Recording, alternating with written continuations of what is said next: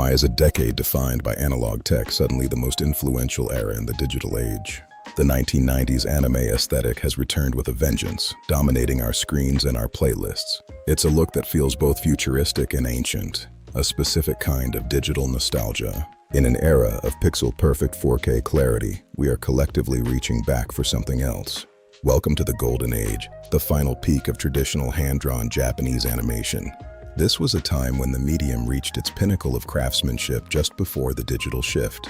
To understand the magic, we have to look at the analog scars that modern software can't replicate. Until the late 90s, every single frame of anime was a physical object made of paint and plastic. Characters were painted onto transparent cells and photographed frame by frame against physical art. Light reflecting through those layers created a natural depth and warmth that feels alive. The imperfections were the secret ingredient, the dust, the grain, and the subtle jitter of the frame. These flaws gave the image a tactile quality, a sense that human hands had actually touched it. Because artists mixed physical paints, the color palettes were limited but incredibly harmonious. 90s anime favored grounded, earthy tones that made these fictional worlds feel lived in and real. The brushstrokes on the background paper provided an organic texture that digital gradients often lack. The very process of capturing these cells on film added a subtle vibration to the final image. Sailor Moon remains the definitive blueprint for the dreamy side of the 90s aesthetic. Its backgrounds are famous for their soft watercolor textures and iconic Sailor Moon pink palettes. The show's high-fashion civilian outfits were a masterclass in 90s Tokyo street style. These looks continue to influence modern soft girl and e-girl aesthetics across social media. The transformation sequences were higher-budget spectacles, using complex airbrushing to mesmerize viewers. This era codified the shoujo sparkle, a visual language of wide-eyed wonder and emotion. It used symbols like floating rose petals and soft lens flares to convey internal psychological states.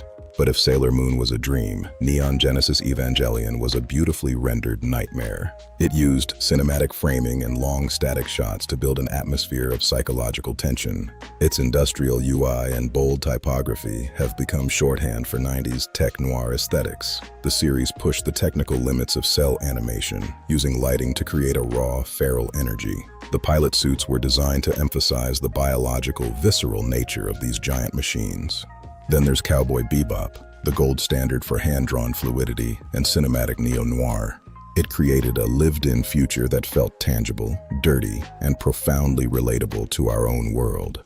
The show was celebrated for its high frame rate action sequences that remain stunning decades later. Even the smallest visual details were used as powerful narrative metaphors in this era. Behind these characters were the masters of the background, like Hiromasa Ogura.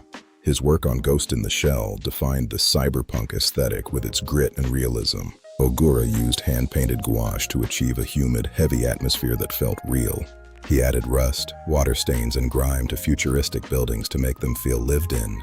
Then there was Shichiro Kobayashi, who pushed the limits of theatrical and staged surrealism.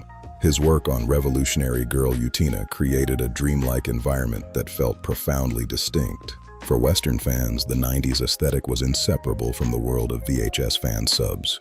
This was the era of fourth-generation tapes, where every copy added more grain and jitter. Subtitlers used early computers to hard-code translations onto footage, creating a unique visual era. These tapes were mailed across the globe, creating a decentralized global network of fans. In the 2010s, this degraded look became the foundation of the vaporwave movement. Vaporwave and future funk used these clips to evoke a sense of commercial, neon-lit nostalgia.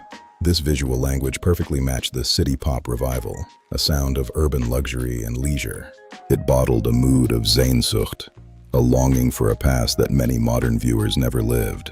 This cultural bridge eventually led to the global phenomenon of lo-fi hip-hop radio. The grain and glow of old anime was the perfect partner for the crackle and pop of lo-fi beats. The aesthetic became a global shorthand for focus, relaxation, and internet coziness. The year 1997 marked a tectonic shift with the release of Studio Ghibli's Princess Mononoke. While famously hand-drawn, this film was the first Ghibli project to use significant digital tools. The complex demon god tendrils were actually 3D rendered to achieve their fluid movement. This hybrid approach allowed for more visual complexity than physical cameras could handle. But as the industry moved fully into digital ink and paint, something subtle was lost in the process. Early digital anime often suffered from a sterile or plastic look that felt disconnected from art. The infinite precision of the computer removed the human wobble that defined the previous decade. The infinite color palette sometimes led to visuals that lacked the cohesive harmony of hand-mixed paint. Today, modern creators are intentionally adding those analog scars back into their workflows. They use artificial noise and chromatic aberration to capture that elusive 90s magic once again. Shows like Azuken celebrate the messy, hand-drawn roots that give animation its true heart. Nowhere is the 90s aesthetic more potent than in its dark, cybernetic visions of the future. This resurgence isn't just for collectors, it's a global aesthetic movement for a new generation. In an era of overwhelming digital clarity, we crave the warmth and imperfection of the analog past. The 90s aesthetic persists because it reminds us that art is most beautiful when it remains human. Nowhere is the 90s aesthetic more potent than in its dark, cybernetic visions of the future. Nowhere is the 90s aesthetic more potent than in its dark, cybernetic visions of the future. It was a future that felt high-tech but low-life, where technology and humanity were in constant friction. These worlds were defined by a sense of urban claustrophobia and technological decay.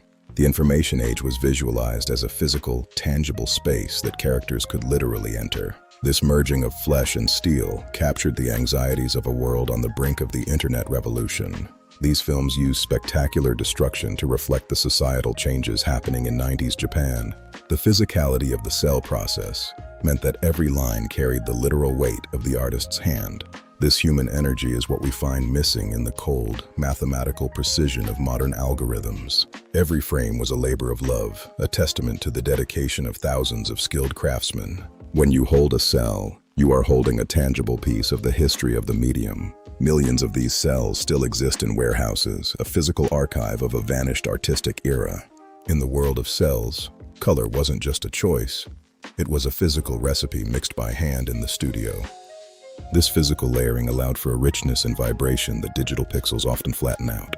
The background artists of the 90s were masters of gouache, building worlds that felt ancient and alive. When you see a character in a 90s forest, you are seeing a physical painting layered over a physical painting. Lighting in the 90s was cinematic, drawing heavily from the traditions of film noir and classic westerns. This play of light and shadow is what gives the 90s urban aesthetic its moody, melancholic soul. The street style of 90s anime characters was a direct reflection of the real-world fashion of Harajuku. Legendary studios like Sunrise brought a level of mechanical detail that felt engineered rather than just drawn. They focused on the weight of the character's movement, making every punch and kick feel visceral. This dedication to realism made the fantasy worlds of the 90s feel like places you could actually visit. Studio Gainax, meanwhile, used experimental techniques to turn budgetary limits into stylistic choices. Long static takes forced the viewer to sit with the character's internal silence and isolation.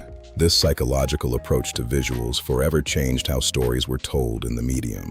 Without the constraints of television censors, the 90s explored darker, more mature themes with stunning detail. Without the constraints of television censors, the 90s explored darker, more mature themes with stunning detail. These high-quality releases were the prestige format of the decade, cherished by collectors worldwide. For an entire generation, Toonami was the bridge that brought these Japanese masterpieces into Western living rooms. It wasn't just a block of cartoons, it was a curated journey into a new kind of storytelling. The sense of wonder it instilled still drives the global anime community to this day. Early fans gathered on the primitive internet, sharing low-res images and fan theories on message boards. This grassroots community built the foundation for the massive, interconnected fandom we see now. Today, the value of physical cells has skyrocketed as fans seek a tangible connection to the hand-drawn era. We are rediscovering the beauty of the physical archive in an increasingly digital world. The 90s aesthetic is more than just a trend. It's a timeless tribute to the power of the human imagination. It reminds us that even in a world of AI and algorithms, the hand-drawn line still has a soul. The glow of the 90s will never truly fade, as long as there are artists willing to dream. Studio Ghibli's commitment to hand painting has made them the eternal keepers of the analog soul. Their films remind us that even in a high-tech world, the simplest sights are often the most profound. The tech of the 90s may be obsolete, but its aesthetic is more relevant today than ever before. This clash of eras is where the most interesting and creative art is being born today. The journey through the 90s is far from over. It's just beginning for a whole new generation. Until next time, keep the grain, keep the glow, and stay inspired. The golden age of anime isn't just a memory, it's the heartbeat of our modern visual culture. Don't forget to like, share, and subscribe if you enjoyed this journey through 90s anime history. And a special thanks to our supporters. Use the thanks button below to help us keep the analog flame alive.